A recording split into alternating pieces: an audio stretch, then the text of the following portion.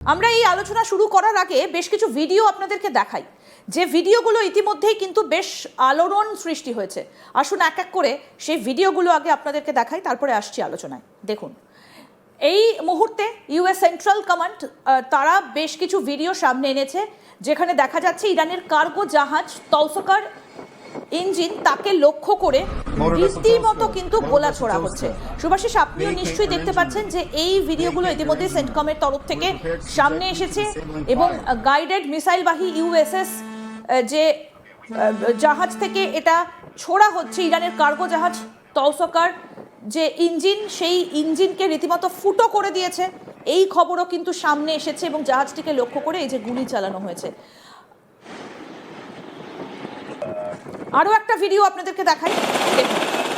আমেরিকার মেরিন হেলিকপ্টারে, মেরিন যারা অফিসার তারা হেলিকপ্টারে করে রওনা দিচ্ছে। অ্যাম্ফিবিয়াস অ্যাসল্ট জাহাজ ইউএসএস ট্রিপলি ইতিমধ্যেই কিন্তু রেডি। ইউএসএস ট্রিপলি থেকে উঠছে হেলিকপ্টার।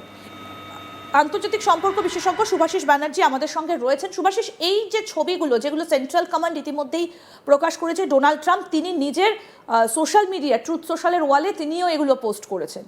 তাহলে এই ছবিগুলো আজকে 28শে ফেব্রুয়ারির পর, আজকে হচ্ছে 20শে এপ্রিল, এই ছবিগুলো সেন্টকম আজকে এতদিন পর কেন প্রকাশ করছে? আর কয়েকদিন হলেই 2 মাস হয়ে যাবে এই যুদ্ধের মেয়াদ। আইডব্লিউ ইনফরমেশন ওয়ার্ক বারবার করে একটা ইনফরমেশন আমাদের কাছে পৌঁছে দেওয়া হচ্ছে যে এই যুদ্ধটা কমান্ড করছে ইউনাইটেড স্টেটস অফ আমেরিকা। অথচ আপনি যদি তথ্য ভিত্তিক ভাবে দেখেন, এখানে ইউনাইটেড স্টেটস অফ আমেরিকা বারংবার ফেল করছে। তাহলে যদি তারা ফেল করছে একদিক দিয়ে বাস্তব হয়, তাহলে এটা কিভাবে হচ্ছে? মানে দুটো জিনিস তো মেল খাচ্ছে না, দুটো তথ্য তো মেল খাচ্ছে না কোথাও গিয়ে। কারণ একদিকে আমরা জানতে পারছি ইউনাইটেড স্টেটস অফ আমেরিকা বারবার পিস টকে বসতে চাইছে। যদি ইউনাইটেড স্টেটস অফ আমেরিকা জিতেই গিয়ে থাকে যুদ্ধটা, বা এতটাই অ্যাডভান্স স্টেজে থাকে, তাহলে তারা ইরানের সাথে পিস টকে বসছে কেন? It doesn't make sense for me. তো পিস টকেও বসছে, আবার অ্যাটাকেও চালিয়ে যাচ্ছে, আবার অ্যাটাকের ভিডিও রিলিজ করে একটা সফট বার্তাও চালিয়ে যাচ্ছে। সব তো একসাথে হতে পারে না ম্যাডাম। আমি তো একই সাথে খিচুড়ি বিরিয়ানি খেতে পারবো না, আইদার বিরিয়ানি খাবো আর খিচুড়ি খাবো। আমি দুটো একসাথে খাচ্ছি কি করে? দুটো একসাথে এই কারণে খাচ্ছি, কারণ আমি এখন যাই পাচ্ছি সেটাই আমি খেতে বাধ্য। আই এম অবলাইজড টু ইট। এবং সেটাই হচ্ছে আজকে ইউএস এর কাছে। কারণ ইউএসএ আজকে ন্যারেটিভ, ইউএস এর লোকে কেনা বন্ধ করে দিয়েছে। লোকে ইউএস এর ন্যারেটিভ আর পারচেস করছে না। আচ্ছা, আরেকটা কথা বলুন তো আমাকে, হরমুজ প্রণালী তো উনাদের দখলে আছে অ্যাকর্ডিং টু দেম। তাহলে আজকের ডেটে দাঁড়িয়ে যে বিভিন্ন রকম প্যাসেজ রুট গুলো আছে, সেই প্যাসেজ রুট গুলোকে কেন তারা বাকি পৃথিবীর দেশগুলোর জন্য খুলছে না? অর্থাৎ আমি বলতে চাইছি যে ইরান তো ডিক্লেয়ার করলো যে হরমুজ প্রণালী আমরা বন্ধ করে দিয়েছি, তাহলে বাকি যে প্যাসেজ রুট গুলো আছে সেইগুলো কেন বাকি কোম্পানিগুলোর জন্য খুলে দিচ্ছে না, বাকি দেশগুলোর জন্য তারা খুলে দিচ্ছে না, যখন সেটা ইউএস এর কন্ট্রোলে আছে? এই ইউএস এর এই সেন্ট্রাল কমান্ড সিস্টেমটাকে সামনে রেখে বানানো এই হলিউডের সিনেমাগুলো ভাল লাগে। এই মিথ্যে কথাগুলো এখন আজকের ডেটে হাস্যকর হয়ে দাঁড়িয়েছে। এবং কিন্তু এটাকে নিয়ে কিছু বলার একটা বিষয় শুভাশিস, এই যে স্ট্রেট অফ হরমুজে এই যে গোলাগুলিগুলো চলছে বা ইরানের কর্মকাণ্ড নিয়ে ইউএসএ সেগুলোকে একেবারেই তারা ভালো চোখে দেখছে না।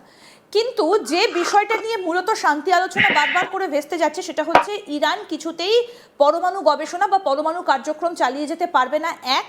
আর দুই হচ্ছে যে এনরিচ ইউরেনিয়াম রয়েছে ইরানের কাছে, সেগুলো তাদেরকে হ্যান্ড ওভার করে দিতে হবে। এখন প্রশ্ন হচ্ছে, একটা দেশ এটা কেন শুনতে বাধ্য হবে? এটা খুব হাস্যকর নয় কি ব্যাপারটা? আপনি আমাকে ভেবে বলুন কথাটা, যে ধরুন আপনার কাছে অনেক সোনা গয়না আছে, আমার কাছে সোনা গয়না পছন্দ, আমি গিয়ে আপনার বাড়িতে ইট মারলাম, আপনি আপনার সোনা গয়নাটা আমার হ্যান্ড ওভার, এটা হচ্ছে আমার দাবি। তা আমি কি দাঁড়ালাম? আমি তো একটা চোর দাঁড়ালাম, অ্যান্টি সোশ্যাল দাঁড়ালাম, কারেক্ট? তো এটা পজেশনটা কার? এই ইউরেনিয়ামটা কি আমেরিকান পজেশন, যে আমেরিকানকে হ্যান্ড ওভার করে দিতে হবে? পজেশনটা কার? যার পজেশন, তার থেকে আমি বিজনেস ডিলে যেতে পারি। আমি বলতে পারি যে হ্যাঁ, let's have a business deal. চুরি করবো কি করে? আমি তো সেটাই বুঝে উঠতে পারছি না। এটা তো চুরি করছে, এটা তো এক ধরনের চুরি। দিস ইজ থেফট, মানে ম্যাটার অফ স্টিলিং। এটা এটা এটা কি করে ইরান মেনে নেবে? আর এটা গোটা বিশ্ব বা কি করে চুপ করে দেখবে? এটা তো হতে পারে না। কোথাও গিয়ে তো একটা জায়গায় গিয়ে তো এই যুদ্ধটাকে থামাতে হবে।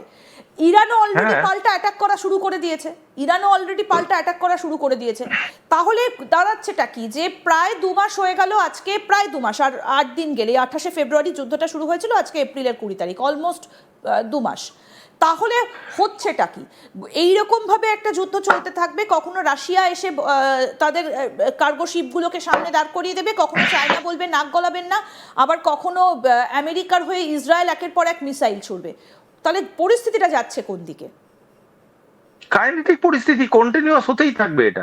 এটা ততক্ষণ পর্যন্ত না হবে যতক্ষণ পর্যন্ত 3-4টে সলিউশন বেরোবে। এক, ইরানের কে কোনো রকম ভাবে ছেড়ে ফুল রিফিউজাল স্ট্যাটাসে আমেরিকা ফিরে আসবে, যেটা আমেরিকার ভোটের জন্য কোনোদিনই সুস্থ কোনো একটা স্টেপ নয়। কারণ আমেরিকা তাহলে ধরেই নিতে পারবেন ডোনাল্ড ট্রাম্পের ভোটের উপরে বিরাট এফেক্ট পড়ছে, অ্যাটলিস্ট ডোনাল্ড ট্রাম্প সেটাই ভাবে। দ্বিতীয় জিনিসটা হচ্ছে যে যদি এটা কন্টিনিউ করতে থাকে, ইরান একটা পয়েন্ট অফ টাইমের পরে এক্সস্টেড হয়ে যাবে রিপ্লাই করতে করতে, এবং ইরান বেসিক্যালি হ্যান্ড ওভার করবে নিজেদের তাদের হাতে, যেটা আমার কাছে খুব ডিফিকাল্ট মনে হচ্ছে এখনো।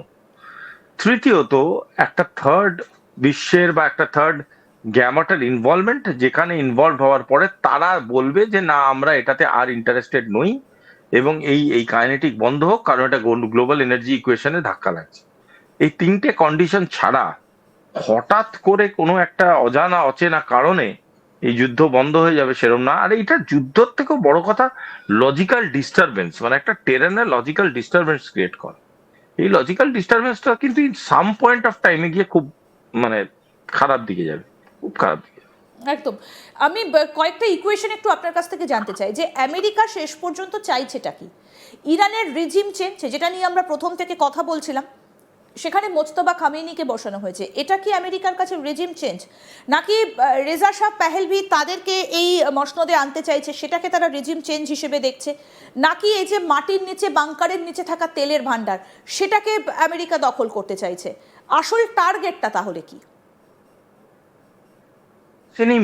মিলে আছে, একটার সাথে একটা স্টিচড আছে, নিটেড আছে। কেন বললাম?